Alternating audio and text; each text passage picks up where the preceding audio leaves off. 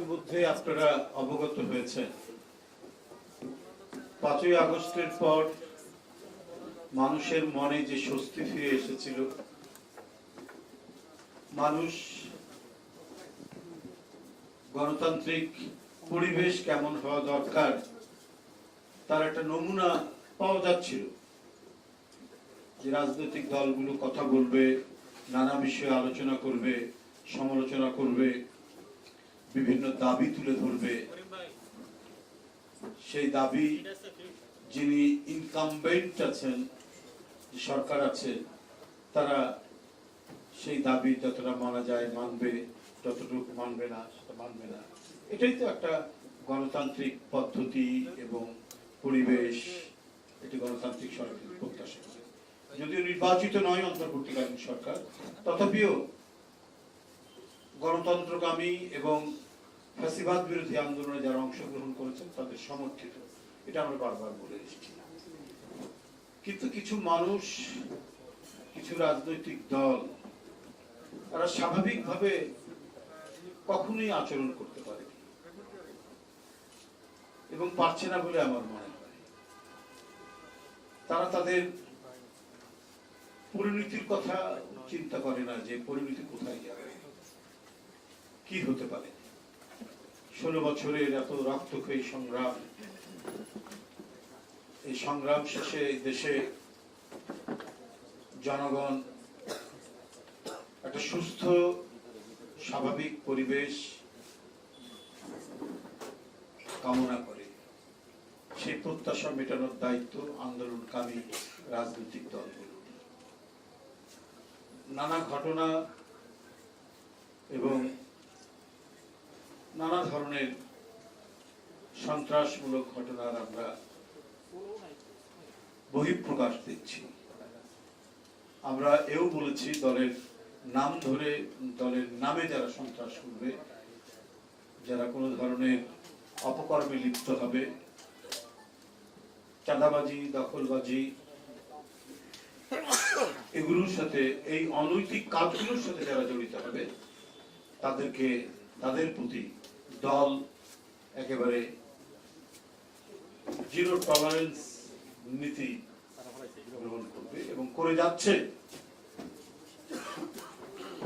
আমরা সে কথাটি বারবার বলেছি, কিন্তু কথাটা আবার এও বলছি যে এইটা নিয়ে একটা খামোখা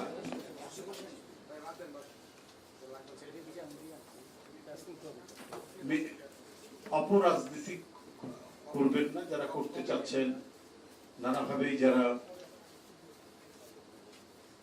এই দায় চাপানোর চেষ্টা করছেন বিএনপির উপরে, কিসের দায় চাপাবে? আমি বারবার বলেছি, আজকে কয়েকবার বক্তৃতায় বলেছি, যদি কোনো সন্ত্রাসীকে বিএনপি প্রোটেকশন দেয়, প্রোটেকশন দেয় বা দলের নেতৃত্ব, তখন একটা কথা বলতে পারে। কিন্তু দলের নামে অপকীর্তি এবং অপকর্ম করলে পরে ছাড় দেওয়া হবে না, তাদের প্রতি দৃষ্টান্তমূলক শাস্তি হবে দলের পক্ষ থেকে এবং তাকে আইনের হাতে তুলে দেওয়া হবে। এটা সারা দেশে হচ্ছে তাই। কিন্তু এখন মনে হচ্ছে অনেক ঘটনার সাথে, অনেক বিষয়ের সাথে, রাষ্ট্রের গভীর থেকে শুরু করে প্রকাশ্যে অথবা কোন শক্তি, রাজনৈতিক শক্তি, তারা উদ্দেশ্য সাধনের জন্য পরিকল্পিত সন্ত্রাসের মাধ্যমে তারা তাদের অভিষ্ট লক্ষ্যে পৌঁছতে চায়। যার প্রমাণ আজকে বিএনপির কার্যালয়ের সামনে বোমা বিস্ফোরণ।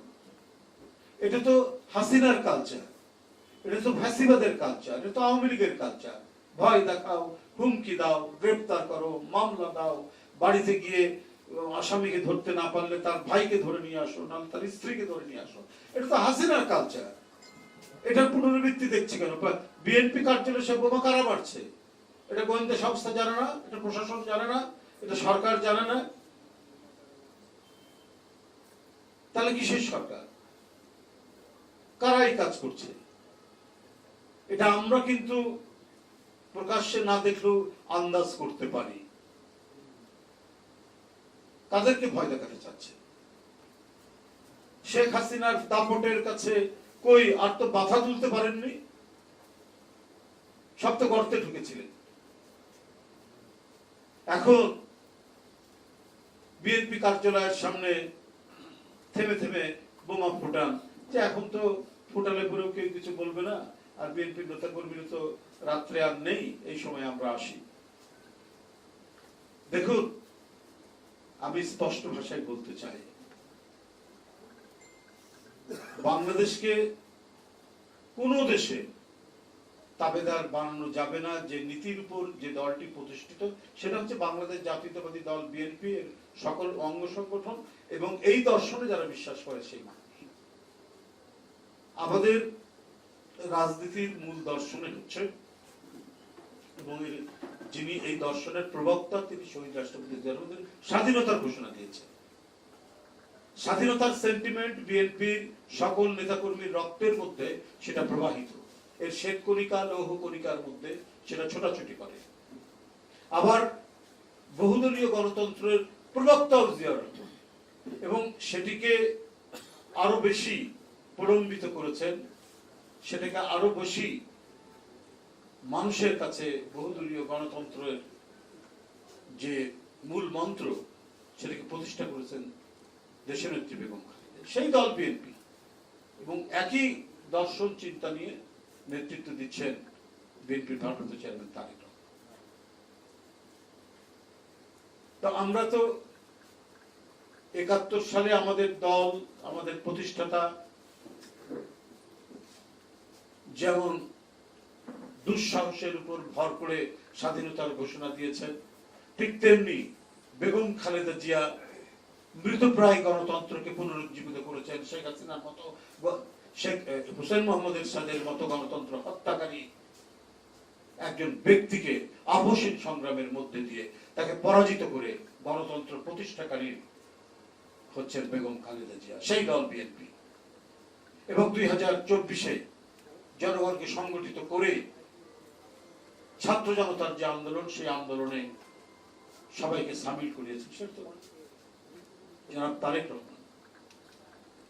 সে রাজনৈতিক দলকে আপনি ভয় দেখাবেন যারা ৭১ এবং ২৪ এবং ৯০ সব ইতিবাচক রাজনৈতিক অর্জনের ধারক বাংলাদেশ জাতীয়তাবাদী দল। আপনাদেরকে অ্যানালাইসিস করলে তো দেখা যাবে কখনো দেশ বিরোধী বহু ঘটনার সাথে সেই সমস্ত রাজনৈতিক দলগুলো যুক্ত ছিলেন কখনো না কখনো। আমরা বুঝতে পারি, আন্দাজ করতে পারি তারা এগুলো করছেন, কিন্তু প্রকাশ্যে দেখছি না বলে কারো নাম, দেখিনি বলে কারো নাম নিচ্ছি না, কিন্তু টের পাচ্ছি তারা করতে চায়। হাসিনা ১৬ বছর পারলো না, আর আপনার ২-৩টা বোম মেরে, ককটেল মেরে আপনার ভয় দেখাবেন জাতীয়তাবাদী শক্তিকে। তাও চোরের মতো, কাপুরুষের মতো গলির মধ্যে থেকে ২টা ফুটিয়ে চলে যাবেন, তাতে বিএনপির নেতা কর্মীরা ভয় পেয়ে যাবে। এটা তো বোকার সঙ্গে বাস করছে। এই ধরনের পথ অবলম্বন করা থেকে বিরত থাকুন, নতুবা পরিণতি কিন্তু ভালো হবে না। কারণ যদি এইটাই যদি আপনাদের নীতি থাকে, গণতন্ত্র ৫ই আগস্ট বিজয় হয়েছে, আসুন একটি অবাধ সুষ্ঠু নির্বাচন অনুষ্ঠিত হোক, অন্তর্বর্তীকালীন সরকার সেই নির্বাচন কন্ডাক্ট করুক, সবাই অংশগ্রহণ করুক, ভোটাররা ভোট কেন্দ্রে যাক, সেই পরিবেশের নিশ্চয়তা, সেই অভয় বাণী ভোটারদের মধ্যে ফুটে উঠুক। সেই পরিবেশ রক্ষার জন্য আমাদের যা যা করা দরকার সেটা আমরা করি। আমি আবারও বলছি যে পানি ঘোলা করে কোনো লাভ নেই। পানি ঘোলা করলে আপনাদের লাভ হবে না। আমরা হয়তো কিছুদিনের জন্য আবারও নিপীড়ন, নির্যাতন বা কোনো পরিস্থিতির মধ্যে, অশুভ পরিস্থিতির মধ্যে পড়তে পারি, কিন্তু জাতীয়তাবাদী শক্তিকে আপনি নিশ্চিহ্ন করে দিতে পারবেন না। কারণ প্রতিটি মানুষই হচ্ছে তার স্বাধীনতাকে রক্ষা করতে চায়, তার সার্বভৌমত্বকে রক্ষা করতে চায়, তার কথা বলার স্বাধীনতাকে, তার চলাচলের স্বাধীনতাকে তথা গণতন্ত্রকে রক্ষা করতে চায়। আর এই যে চাওয়া মানুষের, এই চাওয়ার ক্ষেত্রে বারবার যারা আপোষহীন থেকেছে এবং আপোষহীন থেকে যারা চ্যাম্পিয়ন হয়েছে, তারা সেই দল হচ্ছে বাংলাদেশ জাতীয়তাবাদী দল বিএনপি।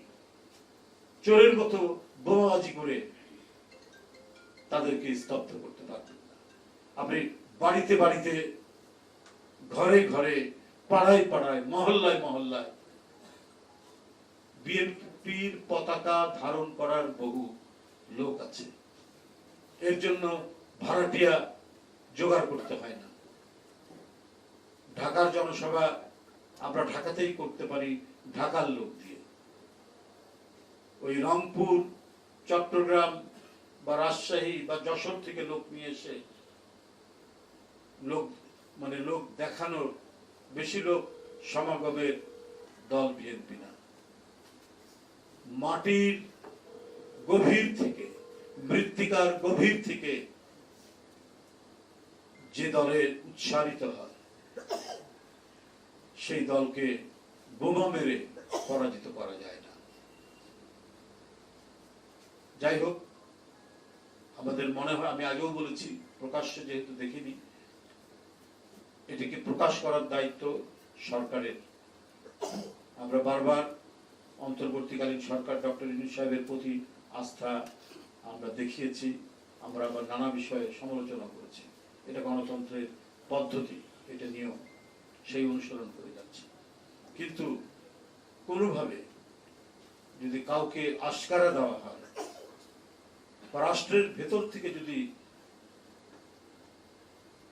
চক্র, নানাবিধ দুষ্ট চক্র যদি গণতন্ত্রের যে সম্ভাবনা, আমরা যে গণতন্ত্রের যে ভোরের প্রত্যাশা করছি, যে উষার প্রত্যাশা করছি, সেটা যাতে বিনষ্ট না হয়, সেই দিকটি খেয়াল রাখার জন্য অন্তর্বর্তীকালীন সরকারকে অনুরোধ করব। আর এটা নষ্ট করার যদি প্রক্রিয়ার মধ্যে রাষ্ট্র জড়িত থাকে, তাহলে কারোই মঙ্গল হবে না।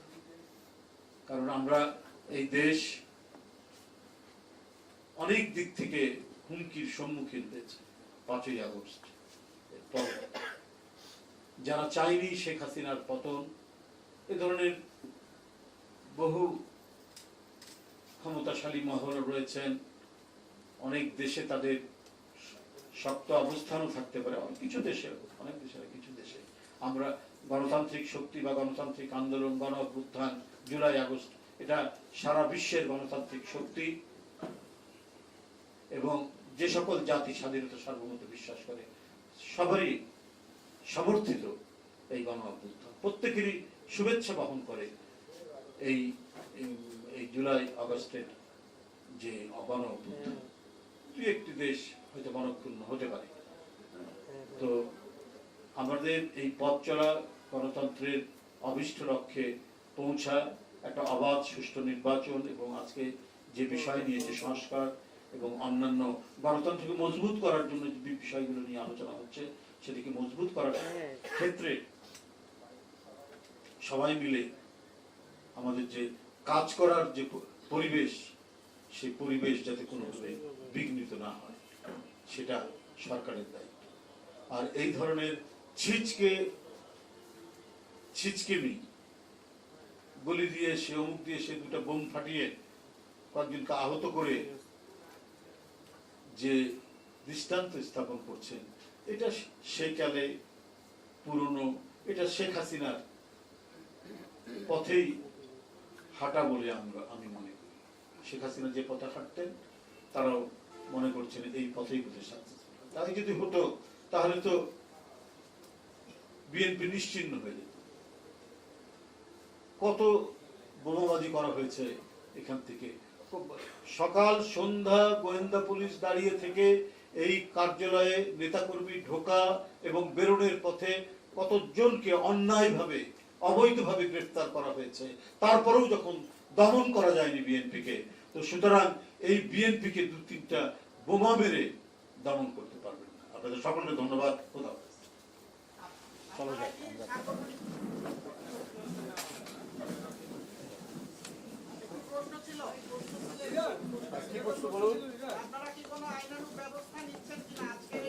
এখানে আইন শৃঙ্খলার বাহিনীর লোকরা এসেছিলেন, এখন আইন ব্যবস্থা তারা নেবেন। এখন তো আর ফ্যাসিবাদের আমল নয়, এখন তো পুলিশ স্বাধীনভাবে কাজ করতে পারে। আইনগত ব্যবস্থা এরা এটার সাথে কারা জড়িত, কারা এই ঘটনা ঘটাচ্ছে, এটা তো আমাদের কোনো নেতা কর্মী দেখে না, কিন্তু আমরা পার্টি অফিসের সামনে যে বোমাবাজি হয়েছে এই শব্দ শুনেছি, এটা দৃশ্যমান হয়েছে। তাদের হেলমেট করা মোটরসাইকেলে চট করে মেরে দিয়ে পালিয়ে গেছে, কিন্তু এটা গভর্নমেন্টের যে অ্যাপারেটাস, গভর্নমেন্টের যে ইনস্ট্রুমেন্ট, সেই ইনস্ট্রুমেন্ট গোয়েন্দা সংস্থা আরো বিভিন্ন সংস্থাকে খুঁজে বের করে তাদের দৃষ্টান্তমূলক শাস্তি সেটা সরকারকে নিতে হবে, সরকারের আইন শৃঙ্খলা বাহিনীকে দিতে হবে।